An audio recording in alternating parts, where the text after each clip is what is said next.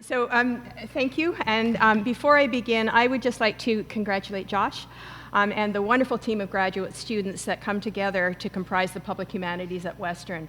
The opportunities that they provide for all of us to encounter exciting research and engage in timely and important discussion is most certainly appreciated by all of your faculty as well as your peers, I know, so thank you. It is a great pleasure for me to introduce tonight's speakers, Erin Manning and Brian Massumi, in this, the first of the Public Humanities Western series of March Blueprint Talks.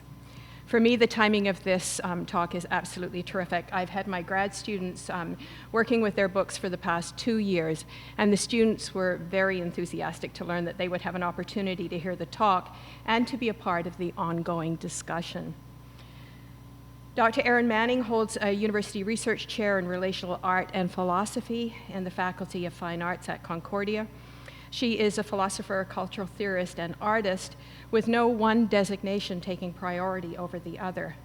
Tremendously prolific, even though you say you're a slow scholar, tremendously prolific. She has published 4 texts in the past decade. Ephemeral Territories in 2003, the year she joined the faculty at Concordia. Politics of Touch, Sense, Movement, Sovereignty in 2007, Relationscapes, Movement, Art, and Philosophy 2009, and her most recent publication, Always More Than One, Individuation's Dance, launched in Montreal on February the 15th. Forthcoming is a joint publication with Brian Massumi, Thought in the Act, Passages in Ecology of Experience. I believe that's the title. It's what I could come up with online. I do know that the publication date must be soon, and I'm waiting somewhat impatiently for its release date to be announced. So I'm looking forward very much to that. Erin Manning is also the founder and director of the Sense Lab, a lab that explores the intersections between art practice and philosophy through the matrix of the sensing body in movement. The lab is an innovative and active forum, and the events initiated under its umbrella of activities have very quickly become highly anticipated by scholars, artists, activists, both in Canada and abroad. When you go in and look at what they're doing, it would be it's a real tease if you can't get there, because they are all over the world where they're doing these different events. Brian Massumi has also been actively involved in the Sense Lab since its inception. And Dr. Brian Massumi is a political theorist, writer, philosopher.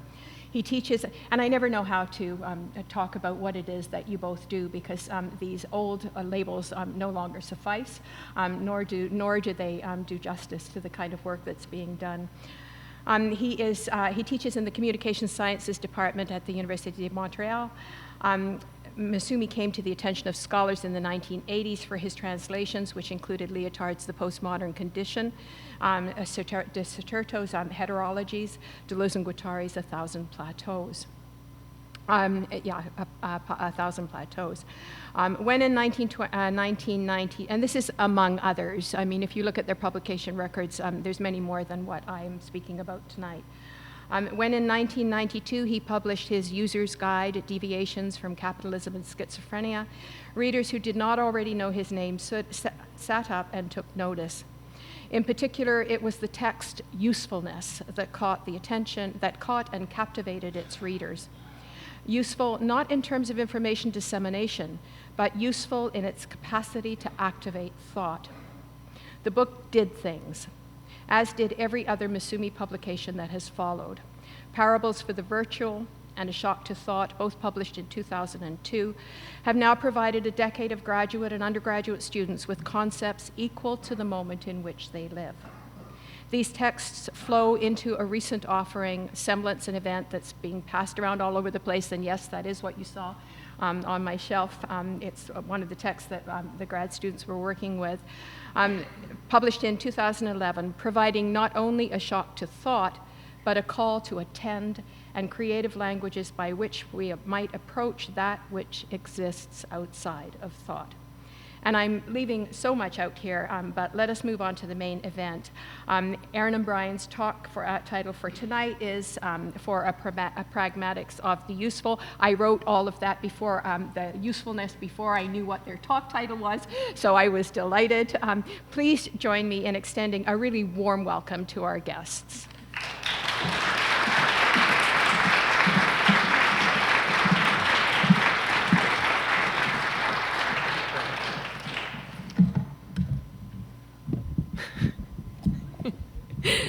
Oh, thank you so much. It was such a beautiful introduction.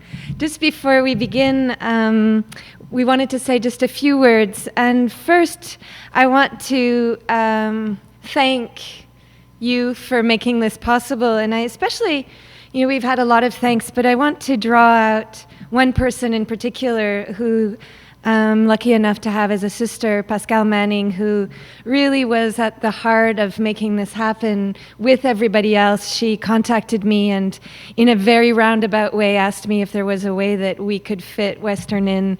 And it's true to say that it's been far too long since I've seen her and that this was really a ploy to see my sister. So I'm really pleased to be here, to be in her world, and to be with you in the Public Humanities. Yeah, and thanks to Josh and the other organizers for a really very attentive and well-organized beginning. Thanks. So don't forget to speak in your microphone. Oh yeah, was that loud enough? So we're just going to say a couple of introductory words. This text, which we just really finished about last week, and in its full form, which you'll be very relieved to hear we're not going to present to you, is about 100 pages long, started about 10 years ago with a kind of challenge when Erin had started the Sense Lab, when we were really thinking about the orientation. One of the people we turned to was Isabel Stengers, the philosopher, who has a group called the Group of Constructivist Studies in Belgium, GECO. And I had heard her, been in correspondence with her about coming to do events from time to time. And she had said at one point that she never agreed to come to an academic event unless she thought it would actually live up to its name and be an event. And that stuck with me, so I thought I wanted to find out what that could mean. And we started talking about it. That invited her to spend a week in Montreal brainstorming with us around it. And that's when the Sense Lab, I think, decided on this course of a series of experimental format events, bringing together concept work and hands-on creative practice. And did you want to? And the other thing was that the text that you're going to hear was in a way prefigured then, because she said that when she thinks about collaborations between groups, and we're already talking about that, although it actually hasn't come to pass, that what she wants is for the other group, or for both groups, to have a kind of calling card where they talk about their process, talk about what she calls their obligations, how they're embedded in their practice and in the relation to their milieu, and that before we would work with her group or even start talking about it, we would have to be able to produce that kind of calling card. And so this is the text that came of that, and it was used as a calling card to invite people into events and to just bring them up to date on what we felt we had learned and was coming out of these events. Mm-hmm. And it is the last chapter of Thought in the Act, which is what the actual longer text is called, Propositions for Thought in the Act. But because, as Brian said, it's 100 pages long, we pulled out just a short, we sort of rewrote a shorter text for this presentation. And just to give you a sense of the arc of the book, what Brian and I were interested in doing with He's stuck in his... I'm stuck in his... Yeah. I'm trying to put on my glasses. Yeah, I'm trying to make sure he doesn't fall just before we start. What we're trying to do with Thought in the Act is to really take seriously what we were talking about earlier in terms of different kinds of ways of coming to knowledge, merging through the linguistic articulation, the philosophical, but also forms of knowledge that don't have the necessity to articulate themselves linguistically, like movement or texture or line. And so each of the chapters comes from a long period of collaboration with an artist and or an activist, and tries to engage really seriously with how they come to thought. And so that's why the book is Thought in the Act. So for this piece, that's what we did with the Sense Lab. And we're not, those names up there are truly the names of the people who speak with us, and they don't cover all of the people. It just took me so long to make that many different fonts that I didn't get around to adding everybody.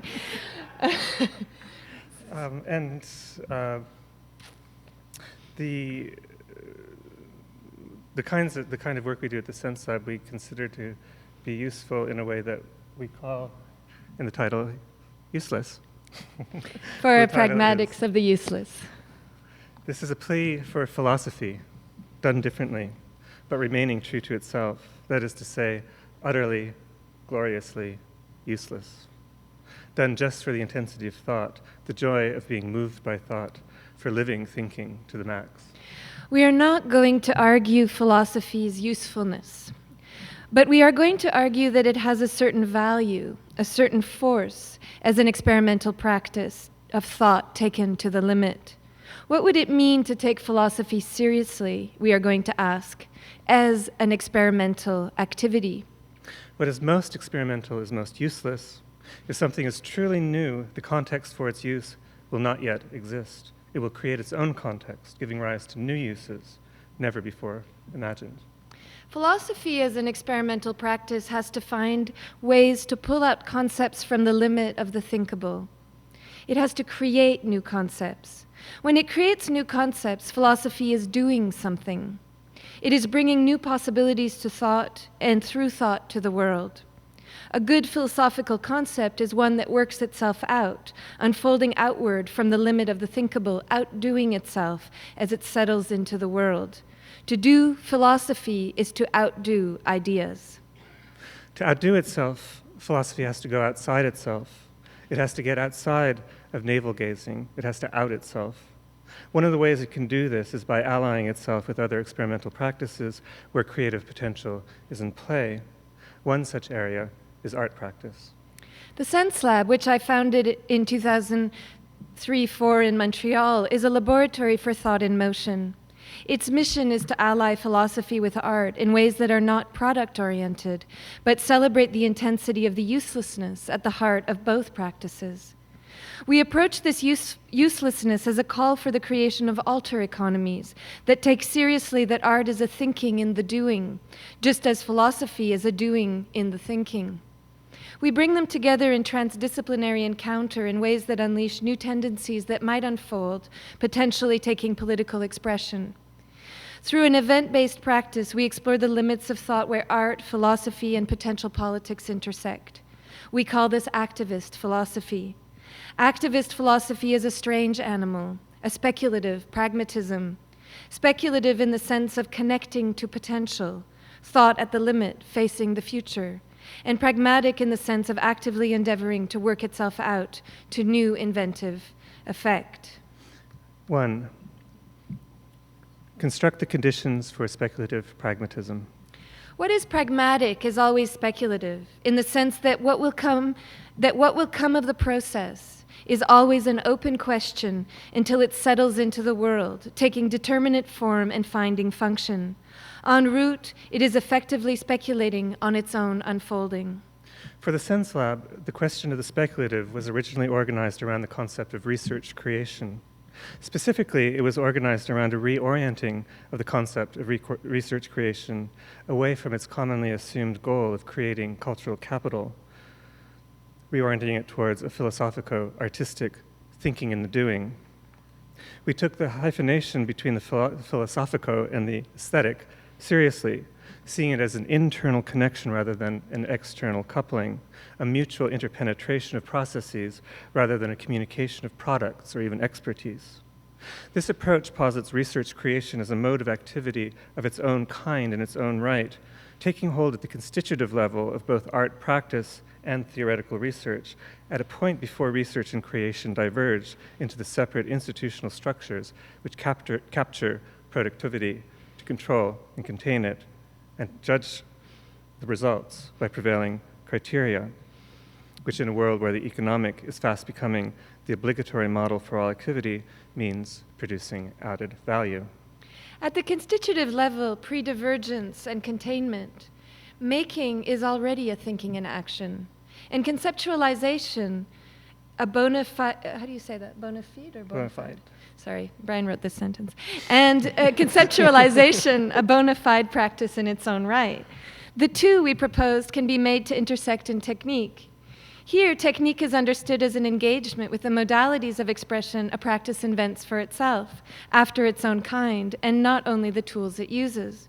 Our speculative starting point was that this meeting in technique, to be truly creative, would have to be constitutively open-ended. The kinds of results aimed at would not be pre-programmed. They would be experimental, emergent effects of an ongoing process. In its own small way, the Sense Lab aims to experiment artfully and philosophically with this interfolding of modes of doing and thinking. For us, the useless is never passive or nihilistic. It is experimentally creative, always in the act. Our basic premise is that experimentation happens. It's of the nature of an event. We understand doing as a thinking in the act, and the act of thinking as composing potential for the doing. The event for the Sense Lab is not the all is done and over with. We understand as a staging of forces, we understand it as a staging of forces of incipiency, as that which articulates the coming to expression of a process that will continue and transform. As with Alfred North Whitehead's concept of the actual occasion and Deleuze's concept of the event, we locate the event as the crucible of lived experience. There is no lived experience prior to or outside its actualization in the event. The event is the in-act through which the conditions of experience are felt as such and play themselves out, always with a difference. To catalyze the in-act of the event, it is necessary to create the conditions for the experimentation to occur. Techniques, we think, are the conduit for conditioning.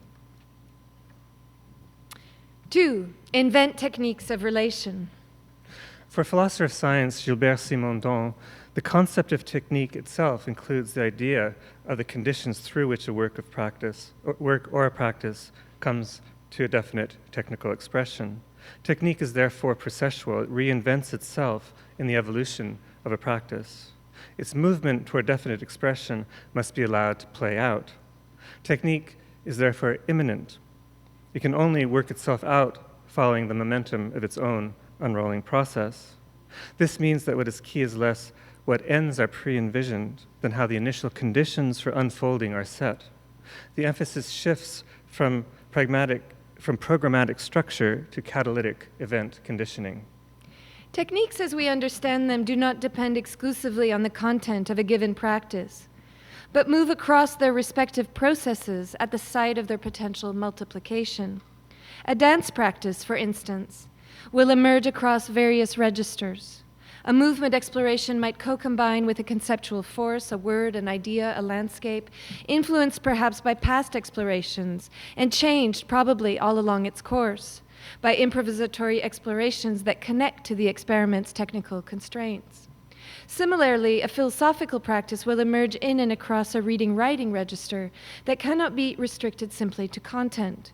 Like the dance practice, the philosophical exploration is a technique in its own right, activated and activating across registers of content and processual invention, moving incessantly between the rigor of denotation and the force of expression. How a practice moves across these registers is a question of technique. The Sense Lab seeks collectively to find modalities of experimentation that connect practices immanently at the level of their intense intensive creative force. This is not done in order to map them onto one another or evaluate one in terms of another, but to propose a co-causal thirdness of exploration which can be generative of new modes of practice and inquiry. It is a temptation of the institutions in which we work to ask what the real work is, assuming that they already know how to recognize it. There's a suspicion about the vocabulary of techniques as though creating conditions for processes catalyzing into an event is a substitute for the real work, a way of warding off uncertainty about our capacity as practitioners dedicated to the speculative to really do anything at all. Conditions is an essential part of the vocabulary for pragmatics of the useless. Conditions activate, they animate, they set in motion, but they have no specific goal in mind, and in that sense, they have no use value. They produce no recognizable value added. Rather, they create the conditions for values to come. Techniques orchestrate the field of relations such that an event may trigger that opens the way for an as yet unthought, and, as we mentioned above, the as yet unthought must not conform to predetermined stakes. It must create its own stakes. While this has become clearer over the 9 years of the Sense Lab, the importance of uselessness was already built into our first event, Dancing the Virtual, in 2005. Already, as we conceived it, the success of the event would be measured not by any easily presentable product produced during its 3-day duration, but by whether there was follow-up on its process afterwards. In other words, by whether the event itself had set anything in motion that might gather its momentum. The follow-up might take various forms: unforeseen cross-practice collaborations initiated at the event, other groupings elsewhere taking up the concept and practice of techniques of relation in the context of research creation, or other hybrid meeting grounds, or increased international networking between groups already working along similar lines. We didn't expect that SSHRC would value our approach to value, and so we never sought funding. Instead, we focused on the catalyzing of a continuing collective culture dedicated to an ethics of engagement. We wanted to set into motion something that could grow and take us with it. In short, the event would be evaluated according to what it seeded, rather than what it harvested. 3, design enabling constraints. At a typical Sense Lab event, there might be 50 or more people who come together from different areas. Dancers and choreographers, as well as philosophers, new media artists, and literary theorists, poets, and sound artists. There will be students and professors, people from inside the university and people from outside the university, writers, practicing artists, community activists. Given this diversity, the core techniques must be what we call techniques of relation, ways of bringing people convivially together in their diversity.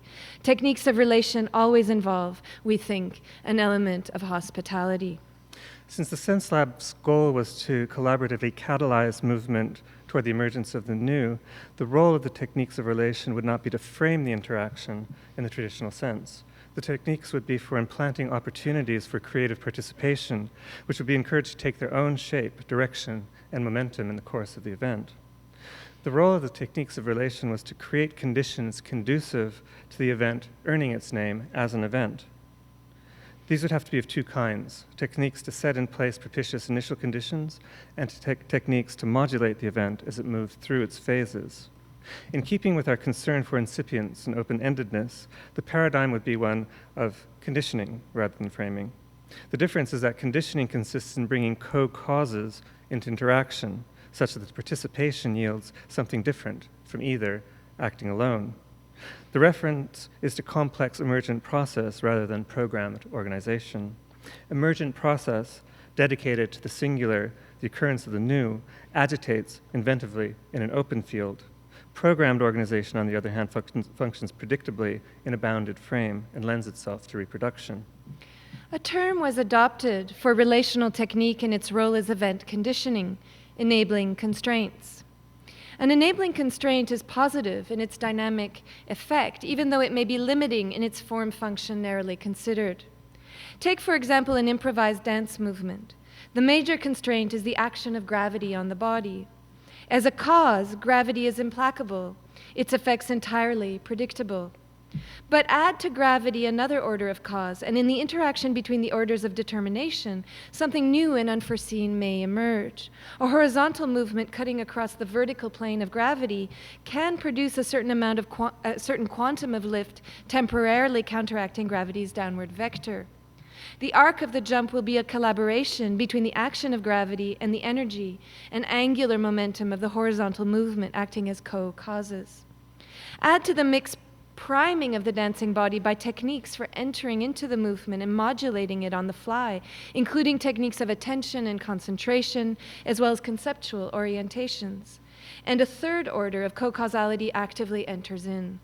Gravity has been converted from a limitative constraint into an enabling constraint, playing a positive role in the generation of an event favorable to the improvisational emergence of a novel danced movement. Enabling constraints concern forces before forms or functions. They tap into forces and entangle them toward creativity. This model of the enabling constraint was adopted for every aspect of the event-generating strategies for dancing the virtual and was retained for all subsequent events. We wanted to avoid at all costs the voluntaristic connotations often carried by words like improvisation, emergence, and invention. There would be no question of simply letting things flow, as if simply unconstraining interaction were sufficient to enable something creative to happen. In our experience, unconstrained interaction rarely yields worthwhile effects. Its results typically lack rigor, intensity, and interest for those not directly involved, and as a consequence are low on follow-on effects. Effects cannot occur in the absence of a cause. The question is, what manner of causation is to be activated, simple or complex, functionally prescribed or catalyzing a variation, linear or relational and co-causal? Oops. 4, disseminate seeds of process. By the end of our second event, Housing the Body, Dressing the Environment, 2007, it was clear that we needed to come up with a new technique for collective grouping. This technique would build on earlier techniques of event-generated and event-generating hospitality adapted for larger groups. This would allow us to welcome new people, since to our initial wonder and surprise, all but one of the participants from Dancing the Virtual had opted to participate in Housing the Body, making it difficult to welcome new participants within our interactive research creation format. There's also the problem of the episodic, exceptional nature of the events. This had initially been a strength. The first two events extracted participants from their embeddedness in the everyday of their local contexts, creating a vista for acting and thinking otherwise. Now, however, the strength of the events began to feel, in some ways, like a limitation as participants returned to their home environments without necessarily being able to find ways of following up on momentum they might have found through the event. Collaborations did spin off in a number of cases, but as long as the problem of how to propagate the techniques of relation that had been collectively invented through the events was not addressed, the collaborations were left exposed in contexts sometimes hostile to their carrying forward. The limitative political, economic, intellectual, and institutional constraints that produced the need to seek engagement elsewhere in the first place threatened to clamp back down as soon as participants returned to their home turf. It was clearly time to experiment further. How could the collectively produced techniques for transformative ethics of engagement be disseminated outward into participants' respective home environments in ways singularly self-adapted to each habitat? How could the processes we were collectively creating, which we're sort of skipping over to talk about the second event, third event, also open itself to non-academics or non-professionals who did not have access to travel funding? How could this dissemination be effectively spread to groups that had not been involved in prior Sense Lab events? For each event, much consideration goes into the question of how to take into account the inaugural passage, the initial passing of the threshold into the event. A major determinant to the success or failure of the event, we believe, is what participants bring with them through the threshold to the event in terms of expectations about the coming group interactions and their individual status and positioning within them. How the initial entry is organized, and especially the physical layout and affective tonality of the space in which participants enter, influences the postures that will be assumed. The manner of welcome and the initial impression created of the space of participation are essential working parts of the event machinery, not neutral accessories. Together, they constitute an apparatus of postural priming that embeds certain presuppositions and anticipatory tendencies in the events unfolding.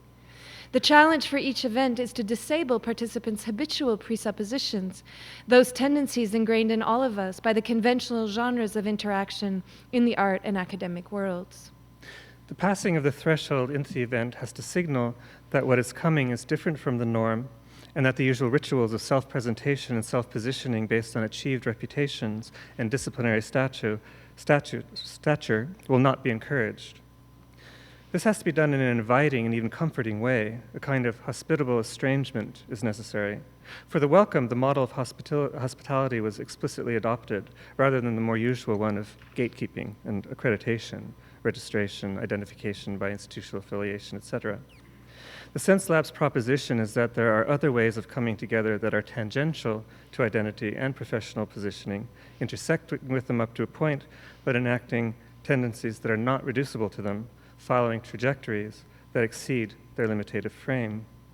The idea is to find ways of coming together that do not cement us to our pre-formatted ideas of what we have to bring and who we will be for the event. Instead, we endeavor to create technique-driven encounters transversal to the identities in play, rather than in denial or in opposition to them. Sense Lab participants are invited to bring their care, their concerns, their affinities, their passions, and most especially their techniques, in which the techniques in which these are performatively invested, and to enter the event along these vectors, thereby co-composing with the event's own emergent modalities of hospitality. For the third event in the series, Society of Molecules 2009, the focus would be on strategies of participation that would explore the potential of staging a distributed event that would enable people to participate without traveling to Montreal from around the world. This was done to make the event more affordable, but also as a way of minimizing the environmental side effects of air travel. The distributed nature of the event made developing techniques for event-based hospitality an even greater concern.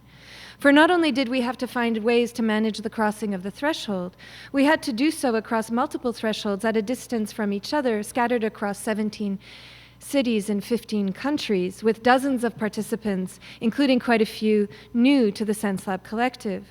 We would have to design a technique that would allow us to mutually interact and influence one another without the need for a face-to-face encounter. The problem was how to distribute self-organizing creative energies carrying potentially transformative force while operatively interconnecting them at a distance. Society of Molecules was conceived around local propositions. Each local event would creatively address a politico-aesthetic issue felt by local participants to affect the quality of their lives. The political element referred to formative or organizational forces that were active in each local environment, but extended beyond them in a way that placed them in connection with other locales. Examples might be forces of redevelopment or economic stimulus that palpably changed the culture of the city, forces propelling or responding to the movement of people across borders, environmental issues as they play out locally, issues of urban planning and the conviviality of public spaces, the potential of local derelict spaces for alternative cultural initiatives, adapting strategies from other emplacements, or linking into earlier political movements for local empowerment. Our proposition was that these larger forces be addressed from the specific angle of their local effect, but in cognizance of their wider significance and with an active attempt to bring their translocal dimension differently into play. As with our previous events, Society of Molecules had a lead-up of a year, during which molecules were created across the world. Molecules were defined as a group of 7 to 10 people who would take on a collective project for aesthetico-political intervention that would creatively address an issue felt by local participants to affect the quality of their lives. The interventions would last between 3 hours and 7 days and take place during the first week of May 2009. No constraint of any kind was placed on the content of the interventions, in keeping with the earlier event's problematization of the danger of content-based distinctions for a generative process. Neither was there any constraint on the form the interventions would take. Form and content would be entirely determined locally, but in a way open to the contagious influence of other local groupings. The early stages of the event were steeped in practices from prior collective Sense Lab organizing. We read assigned texts, we created an internet hub for concept invention, we collectively thought about the relation between art and politics, and we worked locally to develop ideas for our own molecular projects. Then we began to conceive of specific techniques for the larger distributed event, always with a focus on developing strategies that would allow us to connect at the level of our processes rather than focusing on content and thereby falling into the trap of reporting, the misconception that process can be reduced to the communication of information. 3 techniques were invented. For this event, the technique for crossing the threshold hybridized into one modeled on diplomacy. This was the technique of the emissary. Each molecule was invited to choose an emissary as well as to name a host. The emissary of each local grouping was paired with the host of another group. Sometime in the next 5 months, in the 5 months preceding the main event, the emissary would travel to the host group, although virtual voyages were a possibility where resources did not allow physical travel. The role of the emissary was to make first contact with the other local molecular culture. To facilitate the unannounced meeting, movement profiles were compiled and distributed to the emissaries. The movement profiles described the designated host's habitual daily movements through the city, so that if the emissary so desired, first contact could be made in a performative fashion, taking advantage of the element of surprise. Although contacts were provided, emissaries were not encouraged to use standard forms of communication like cell phones and addresses, but to focus instead on being guided by the movement profile. Upon meeting, the host's job was to gather the molecule together and treat the emissary to a relational soup. The relational soup technique was designed to reinvest reporting with process and invention. Given the distributed nature of the event, reporting could not be completely avoided, but it could be oriented away from a content-driven approach and intensified. Once the emissary made first contact with the host, the host had to gather together the local molecules within 24 hours to share the relational soup the host molecule had devised as a collective activity integrating the emissary. The recipe for the relational soup would then be brought back by the emissary to the home molecule. The relational soup could be anything at all, the default option being an actual soup. The constraint was that whatever form the soup took, it should give the emissary and its home molecule a taste of that group's process. A third technique had to do with disseminating the process in a way that prolonged it beyond the week of local interventions. This technique took the form of a process seed brought back from the emissary, brought from home by the emissary and left with the host group. The seed was sealed and was to be opened only after the event. It was something that would need to be tended or cared for by the host molecule. It could be an object around which a future group activity could be organized or a set of procedures to be followed collectively, or it could be a seed. The local interventions took many forms. To give just a few examples, and all of these are on the Inflections, issue 3, the San Diego-Tijuana molecule addressed immigration issues around the US-Mexican border. They hijacked a public telephone booth on the Mexican side and converted it into a free phone by patching the connection into Skype. Mexicans deported from the US or encountering difficulty entering were invited to use the phone to notify friends and family or to call for help. The Amsterdam group addressed issues of ecology and food practices. They foraged for edibles growing in the city and prepared a collective meal from what they found in the urban environment. One of the Montreal groups spent time observing the life of derelict spaces in the city slated for redevelopment, who used them, how they used them, the patterns of movement through them, the policing of them. They joined in the patterns of movement and tried to organize participatory encounters that gave a gift of conviviality to the ephemeral community they found. Among these was a lack of information booth, inviting the public to explore the missing links between the official view of the city and its redevelopment and the ground-level forms of life filling the pores in the urban fabric. The Hull molecule performatively and ironically addressed feminist issues, celebrating the vagina dentata.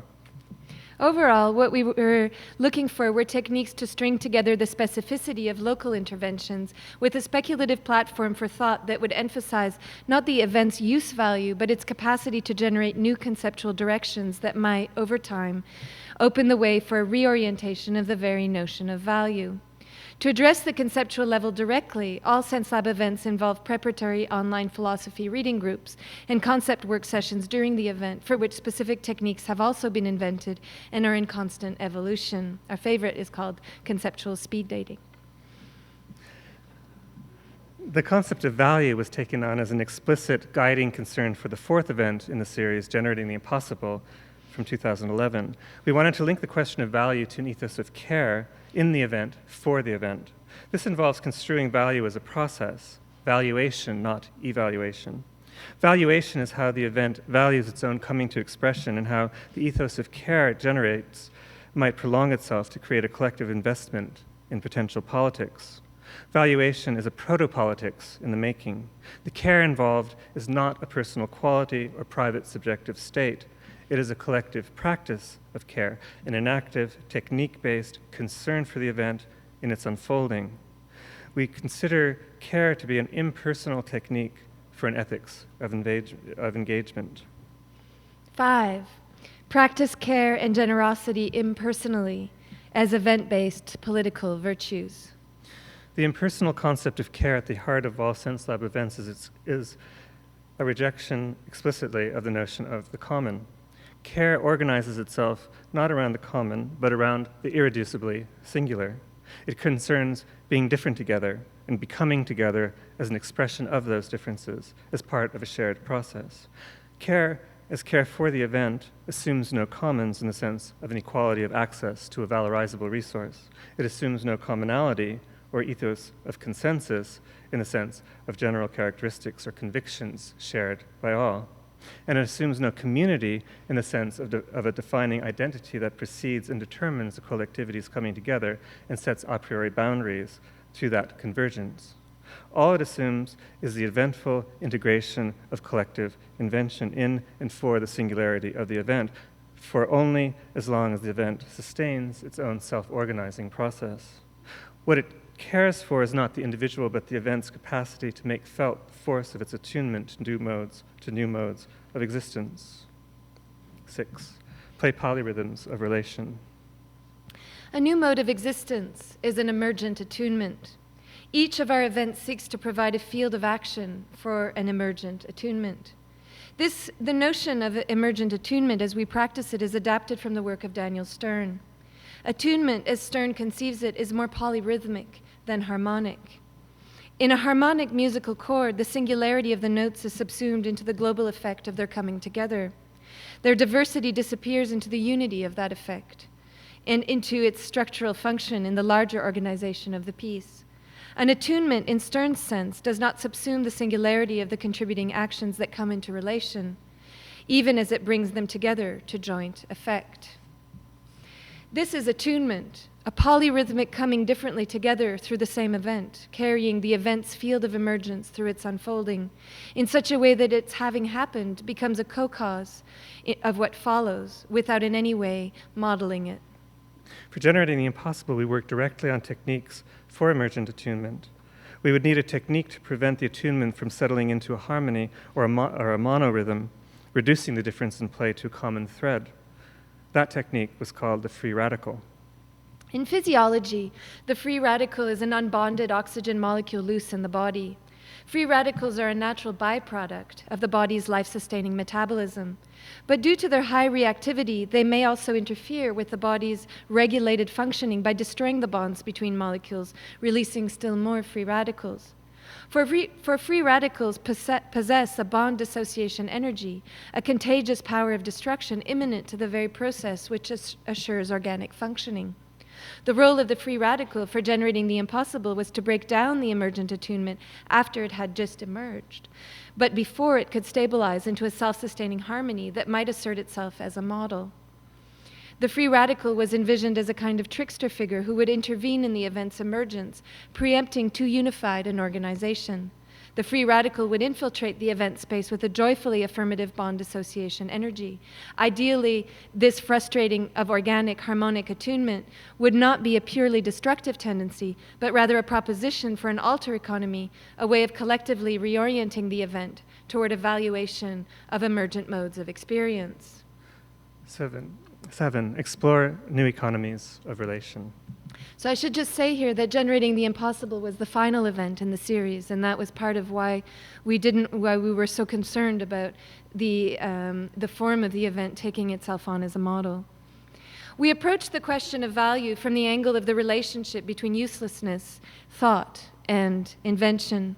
This can only lead us back to the question of capitalism and to the question of alter economies we might be able to invent to coexist with capitalism or to trip it up so that it might tumble toward a future beyond itself.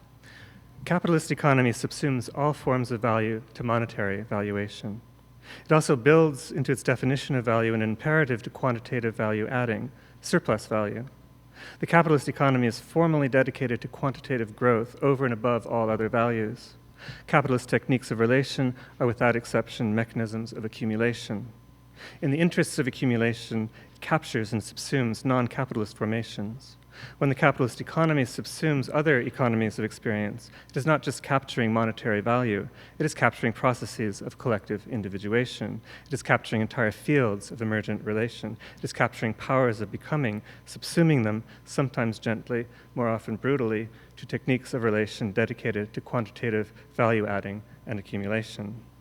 The Sense Labs event series was always destined to compose with and around capitalist capture, to invent new lines of flight or reinforce existing ones for a lived glimpse of a non-capitalist economy.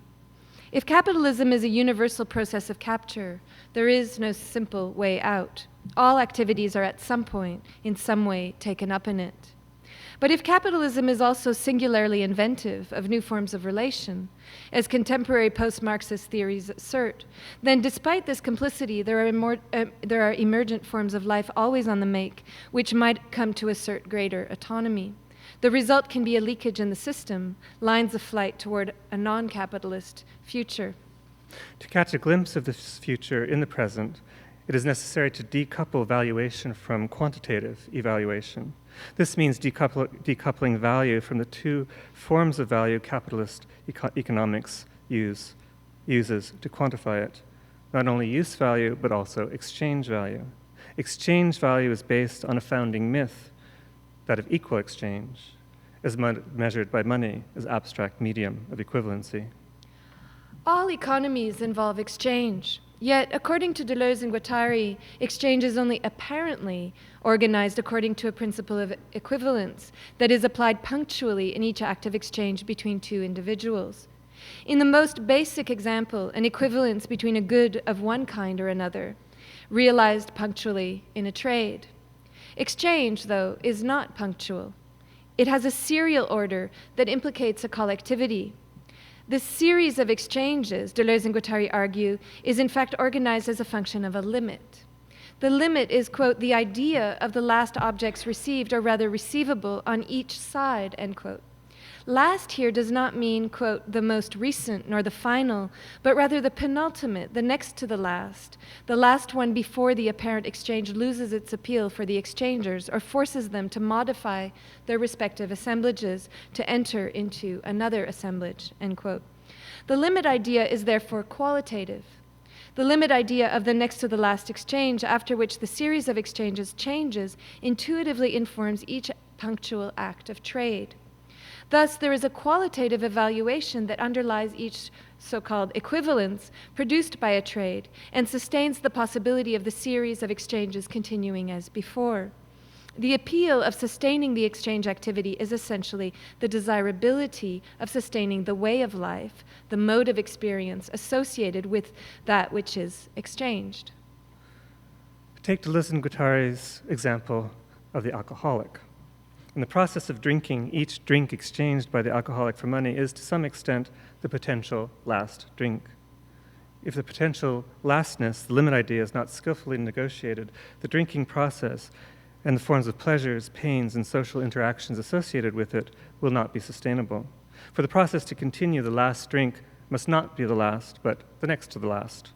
The last drink would take the alcoholic over the edge into a new relational field, harboring other relational qualities and implying another mode of existence. If the penultimate is passed and the limit reached, the alcoholic will cross the threshold from intoxication to, for example, alcohol poisoning.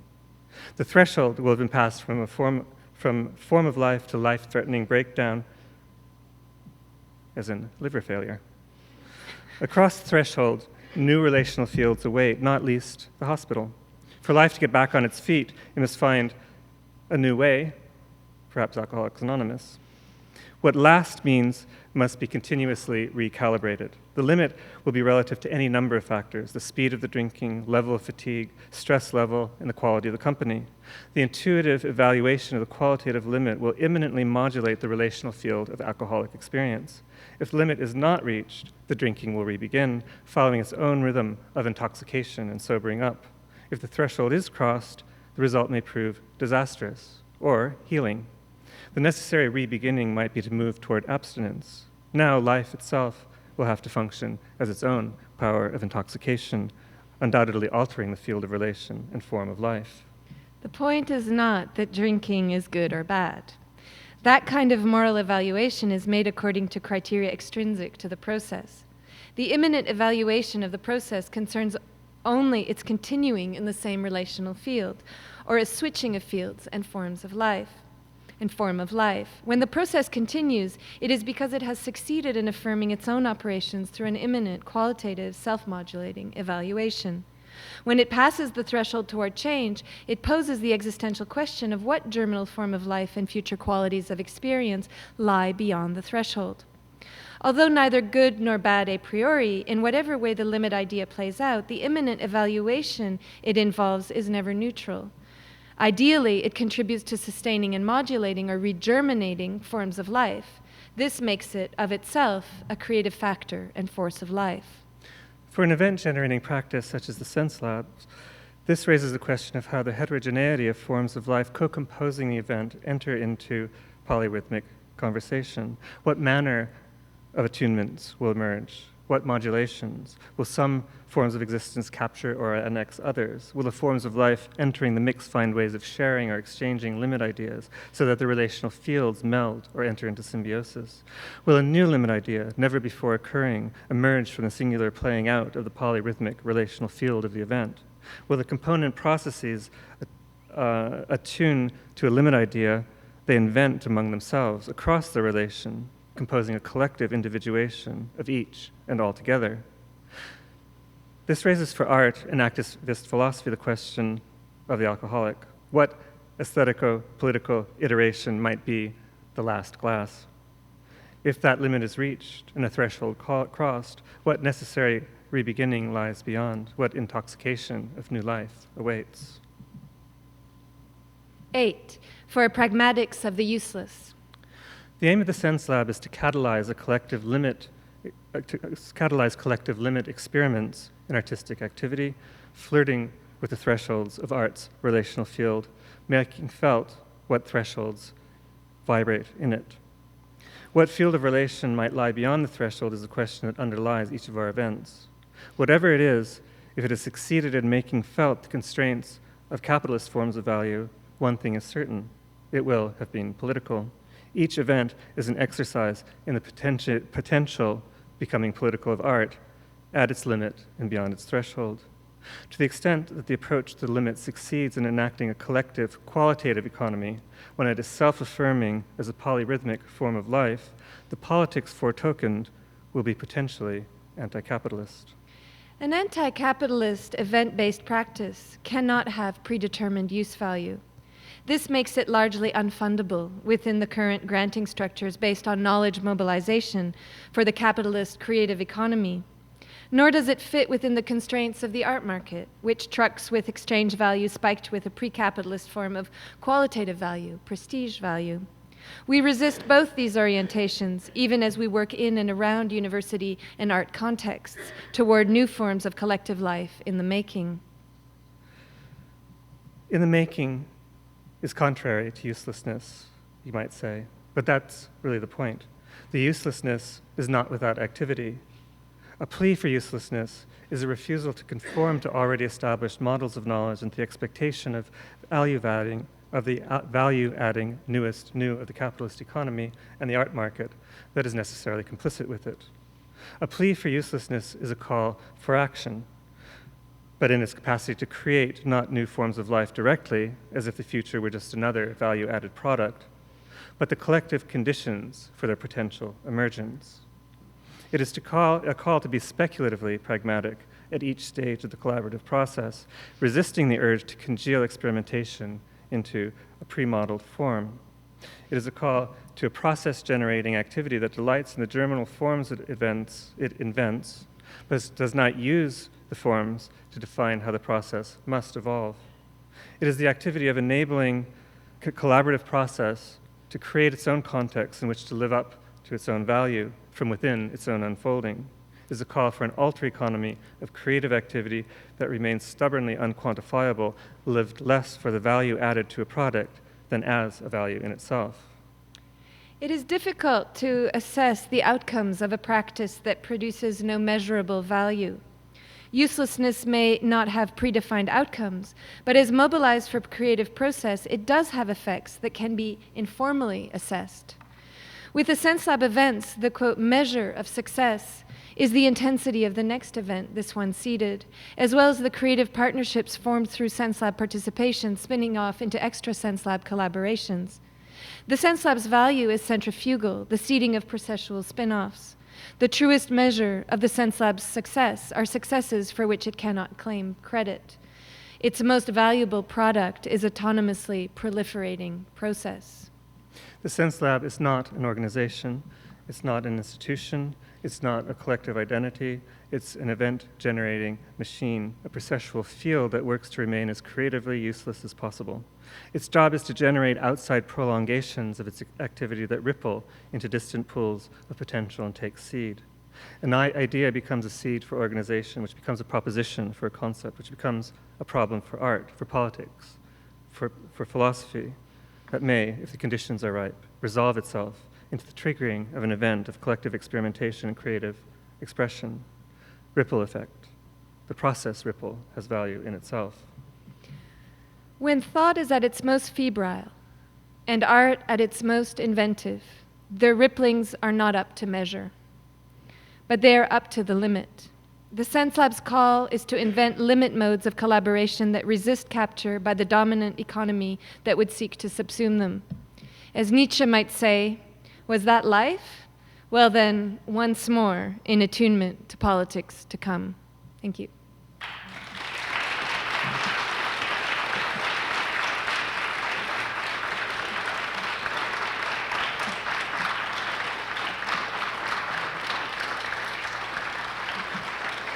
I think that the notion of technique includes for us the idea of a strategy. For us, a technique, when it's implanted in a prepared context, sets certain tendencies and releases certain movements. And our strategy is to do that without strategizing where those movements are going. So it's really a practice of germination, of incipience, so that it's not political in a capital P sense, but it tries to address politicality, the dimension of potential politics in forms of collective work that have a creative component. So we're precisely trying not to strategize in the normal sense of the word, but to condition, to set in place conditions. Yeah, I can speak a bit more. I mean, obviously, when you're trying to pull out from 100 pages, a few pages, the challenge is how do you do that? In the longer text, we talk a lot about our failures, which are probably much more resonant than our successes. You got the success story. We've got plenty of failure stories. And the reason that we've had a lot of failures, or the reason that we don't see failures as necessarily negative, although they're painful at the time, is that we've never really known where we were going next. A Sense Lab event exists because it somehow the necessity for its existence comes into articulation. So at a given time, you never know, I never know if there's something brewing, and then suddenly something will begin to brew. And I can just, if you want, the other side of the story outside of the trampoline, this really was a beautiful day. Ryan's in the trampoline over there. We, in our second event, Housing the Body, Dressing the Environment, we we had a total breakdown. So what happened with Housing the Body, Dressing the Environment was that, as with each of our events, we worked for a year very intensely. And when we say we work for a year, we don't mean that we, organize accommodations for people. We don't have that kind of money. Everybody comes and stays on someone's floor. We pool money together. We get local groceries to give us food cheaply, etc. So these are not events that look like funded events in any sense. But what we do in the preparation is work on the techniques, and each event develops in that question of what the techniques for that event will be.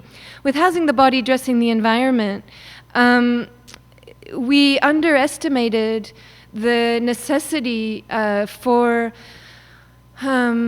producing or creating or managing sustainable landing pads for our students. So the events are very, very intense. And Brian and I forgot that not all of our students necessarily had somewhere to go home to that would assist them with maybe the sort of contradictory kinds of follow-on effects that an event can cause. One of the main ones being nothing has happened. So, what happened after a year of working on the event was that the students, one of them in particular, felt that all of this work had happened and nothing had happened. And I guess Brian and I hadn't recognized, or at least been able to articulate clearly enough, that it wouldn't look like something had happened. If anything happened, it would happen later. We would have to be patient for its happening. It would evolve. But what happened is that this student had a breakdown, and it was quite an extreme breakdown. It was quite psychotic. He ended up in the hospital. There was a lot of violence. It was mayhem. And the result of that was that there was an undercurrent of violence within the group that was happening at a level that was not collective. So it was happening in a way that we weren't getting access to. And this went on for about a month, and at the end of a month, it was broken. I mean, really, the Sense Lab was broken. There seemed to be no way that we could think of to bring it back together. So I ended it. And it was one of the really hard decisions that I've had to make. And I said I sent out a message to everybody saying that if somebody else wanted to re-begin it at a later date, I would be happy to participate. But that was sort of a call for me early on, and a recognition that it would never be a given that there would be the necessity for us to continue. There would always be the potential that it would be a total breakdown and total chaos. And that every event would have to decide whether the continuation was necessary. And going back to the question of strategy, I think one of the basic strategies is to set in place what we would talk about in terms of an affective tonality. And it's not happy, it's not happy-go-lucky, it's intense. So what we're asking people to do is to come with what moves them, what forces them to think, what forces them toward creative activity, and to try to connect to others at that same level, bypassing a lot of the structurings that are built into their professional work and into their personalities. That can be a very destabilizing process. In spite of that, we knew that we couldn't adopt a therapeutic model. This is not about a therapeutic politics. We're not capable of that. We don't have the competence for it. So that's when we started thinking a lot about what it means to practice affects of intensity impersonally, in the sense of capturing those intensities of feeling and of movement and bringing them together in unpreprogrammed ways. And we felt that we had to have techniques or enabling constraints for that, which is why we turned to models of hospitality or to diplomacy. And we pose the question quite often, like, should it end now? Has it done what it can do? And on 2 occasions now, we've proposed that it end as a way of saying performatively to the collective that if the collective finds it necessary to continue, they will find a way and then we'll join back in. The success is always in deferral. It's the continuation of the movement of the intensities and the ability for participants to take it back with them and perhaps to change how they're able to function in their home environments. So I think you're absolutely right that there's a different temporality. The success, the failures are the breakdown of that sense that we're able to come together at the level of the process, and that we're able to increase each other's implication in the activities, in the sense of engagement and intensity that comes through that. When that happens, it's very punctual and it's unmistakable. You feel it viscerally, and a lot of the not happy-go-lucky parts of the events are wondering if this is one of those moments, if one of those moments is coming, like if something is on the way. So I think, yeah, I'm not sure if I would call it faith, but I think absolutely. I mean, that's a nice. I'd have to think also about faith, but what we might call it, belief. I mean, Brian's talked about belief in the world, and maybe that's it. I should say as well. I mean, most of us who are part of the Sense Lab have struggled with tenure. There are institutional politics. If we need to talk about strategy, they are definitely anti-institutional politics involved here. For me, when the initial necessity of the Sense Lab had to do with my fear of becoming institutionalized. When I got my position at Concordia, I wasn't sure. I was sure that I didn't want to be on some kind of an island separated out from members of the community who were my community, the art community, the dance community, the non-academic community. And over the years, we, for the most part, I've only had problems with Concordia at the Sense Lab. I mean, this is not like a comfortable arrangement. Concordia has no understanding of what the Sense Lab does. It understands well enough that there's some international interest in it, but at least every 3 months they ask me what we do, and there's this constant kind of. The last time I was talking about the need for a larger space, and they said to me, but the things you tell me, Erin, you guys could just do your work in a cafe. And this was the dean speaking, and I said, yeah, absolutely. I mean, if you want to get us a cafe, that would be fantastic. So it isn't that the university is standing behind us. And one of the things that I really, to talk maybe more about the student breakdown, the students who work with the Sense Lab are working like double shifts. They're working their graduate work or their undergraduate work or wherever they are. And the faculty too. One of our main faculty has just probably, well, who knows, but she's probably not going to get tenure at McGill. This is a person with extraordinary activist work behind her belt, lots of publications, but not the work that the academy tends to value. And so this is something that we're always trying to work with and think through and sort of try to understand these kind of transversal movements between the university and other environments.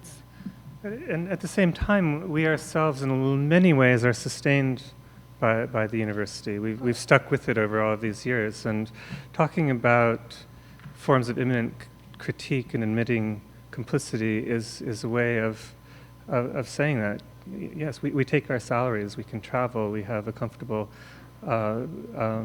standard of living, and we are complicit with what we're critiquing.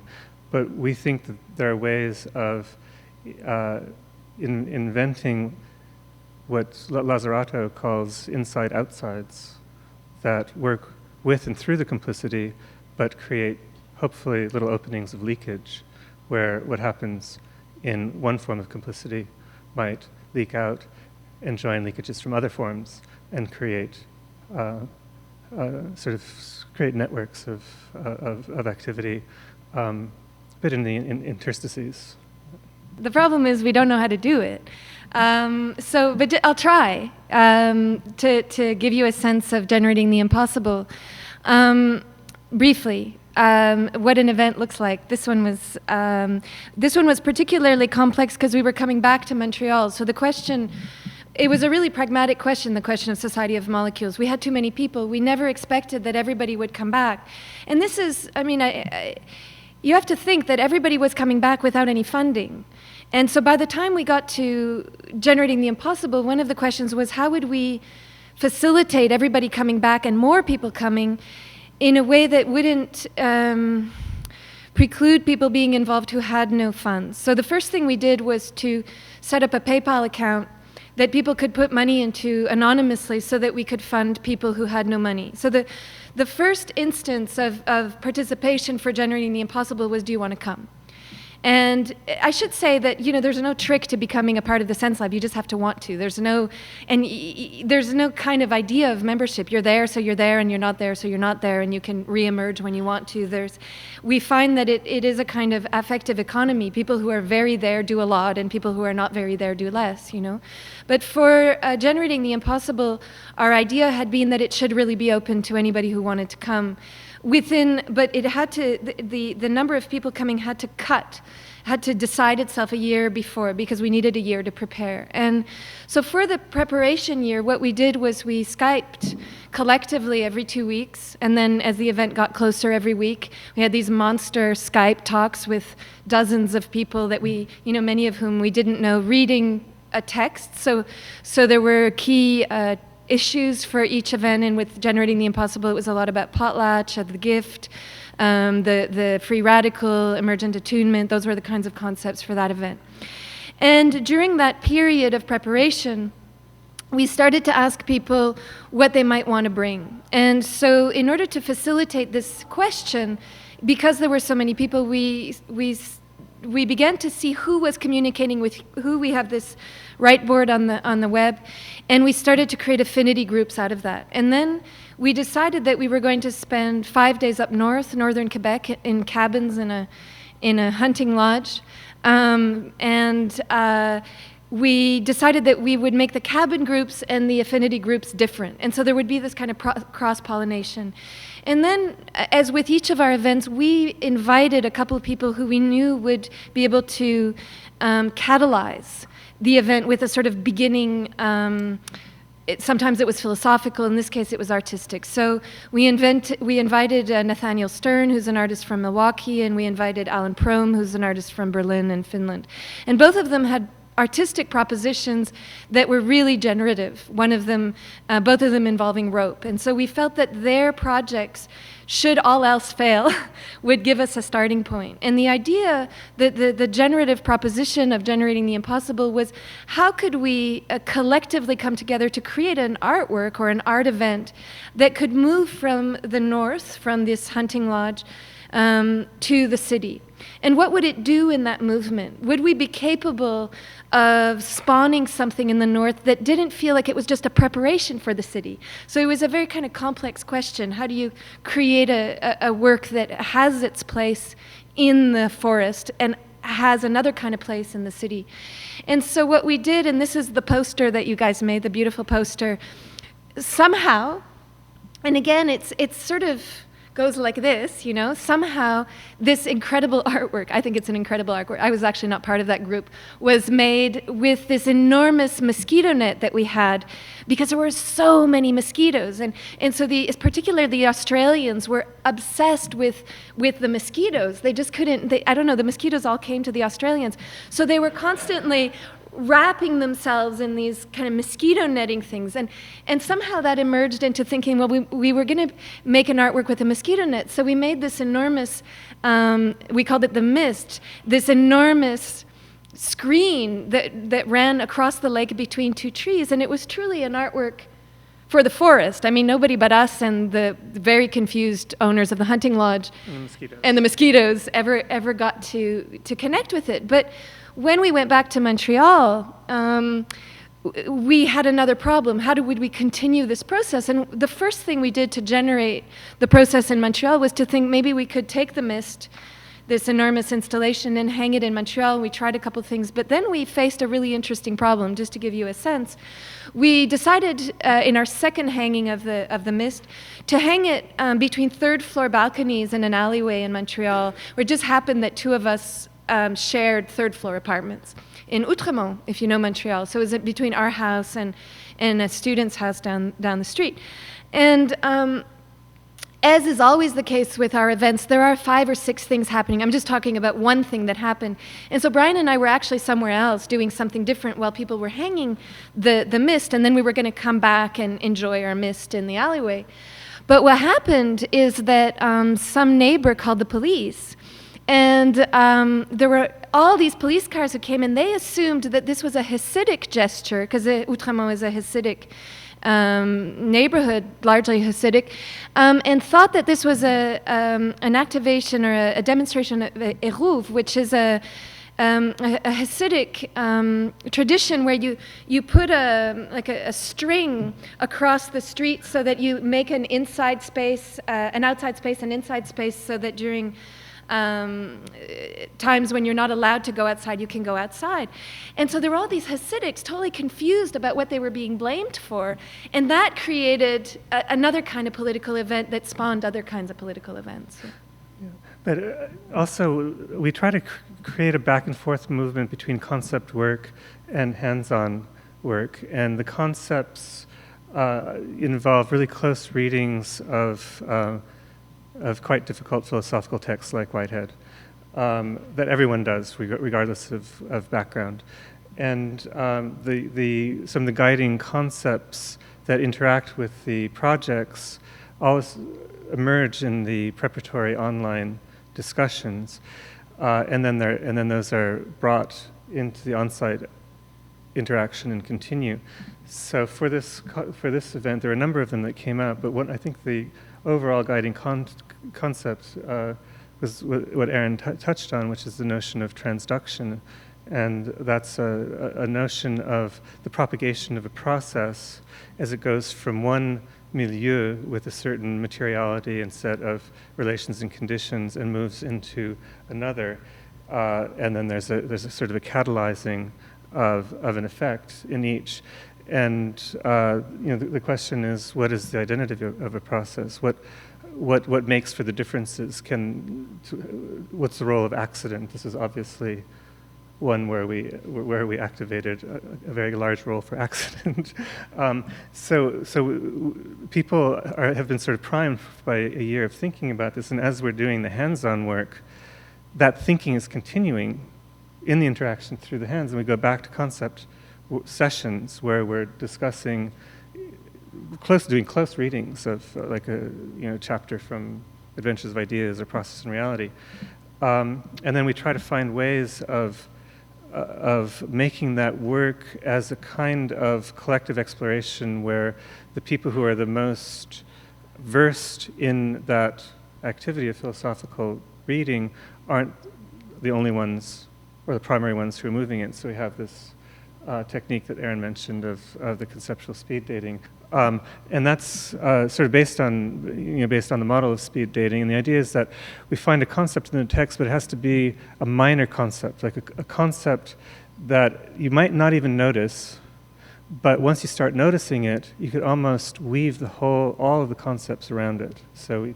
we try to find these little understated minor concepts that haven't arrived at the status of a major recognized philosophical term that really work the text, make the text work. And then we organize people into two groups, and some people sit, and then other people are called flows, and they go from one of the posts, the sitting people, or stand, they go anywhere they want, to the next, and we have, in a certain order, counterclockwise or clockwise, and then we time it for 5 minutes, and you find a post, and you have 5 minutes to talk about the concept. The first 5 minutes, or the first 2 or 3 5 minutes, people might not even have noticed and don't even know where the concept is. But then they start identifying it. And what you do in one group, one person you pass on to the other, and then it passes on to the other. And then there's this kind of trans-individual thinking that happens where everyone's learning at the same time, and no one expertise is really in charge of the process, but a lot of things come out of it. It really activates people, and you end up having 15 conversations that build on each other that are very intense, because you have to stop in the middle of a word even if the bell rings. But then we go from there directly into working with the ropes or thinking about the mist. And there's carryover. It sort of goes back and forth so that they mutually resonate and they inform each other. What there is not a kind of unmitigated joy.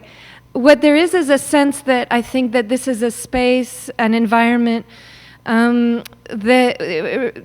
work can be done. And the commitment people make to come or to participate is a commitment that seems urgent, I think. We feel that it's urgent, and I think they feel that it's urgent. And so, how it evolves is really always a surprise to us. But one thing maybe to end with is that we realized after generating the impossible, people said they wanted the Sense Lab to continue, so we had the first event that wasn't organized by us. And this was really, really interesting to be participants in an event. It was fantastic. And the event was both spectacularly wonderful and a total public failure when it came to a moment when the public came. It was nobody understood what we were doing, not us either. But what we realized, Brian and I, after that event, which was called Into the Midst, was that somehow generated over all of these years, a really interesting form of decision-making had happened. And it's something that both of us want to write more about. And it isn't a consensual-based decision-making process, nor is it a democratic, really, decision-making process. It's something like an affective decision-making process that is a lot probably like children play.